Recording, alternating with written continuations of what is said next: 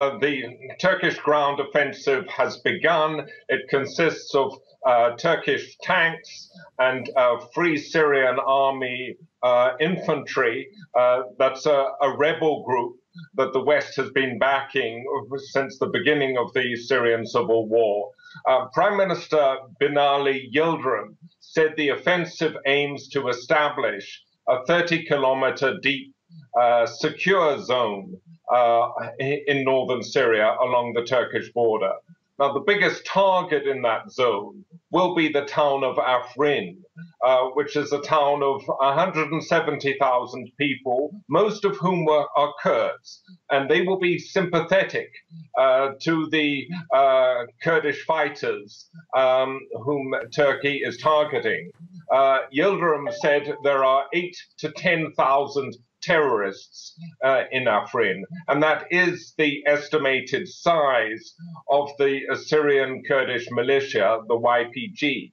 However, sources also say there are 800,000 civilians in Afrin, many of whom have fled to that northwestern corner of Syria from other parts of Syria as the civil war threatened them in the places where they normally live.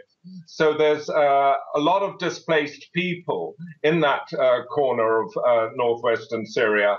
And the photos of the Turkish airstrikes yesterday showed that the Turkish planes were hitting targets very close to, if not on the outskirts of towns. So it looks as if civilian casualties are inevitable. Now, there are other nations wrapped up in this fighting as well, including the U.S. and Russia. What are the wider political ramifications of this military operation? Well, the Syrian Kurds have for long had working relationships, both with the US and with Russia. The US has used the Syrian Kurdish militia as its basically proxy force in its campaign against the Islamic State group. And no other force has pushed the Islamic State group out of as many towns in northern Syria as the Syrian Kurds have. So it wasn't surprising when the US said last week that Turkey should not go into Afrin. Russia, since the operation has started, has called for restraint. But if Russia wanted to do so, it could actually bring this offensive to a halt, because Russian aircraft control the airspace of northern Syria. And if they were to start targeting Turkish tanks, I'm sure Turkey would halt its advance.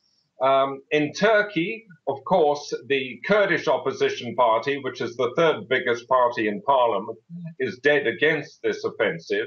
But the leader of the main opposition party, Kemal Kılıçdaroğlu, has changed his position. On Friday, he was calling on the government to give diplomacy a try in trying to settle the problem in Afrin. But since the operation has started, he's come out in support of it and says he, is fully behind what the Turkish army is trying to do. However, things could change if casualties mount. The Syrian Kurds have a fine reputation as fighters. And if a lot of Turkish soldiers start coming back dead, then I think more and more questions will be asked in Turkey. Turks generally do not want to get stuck down in the Syrian swamp.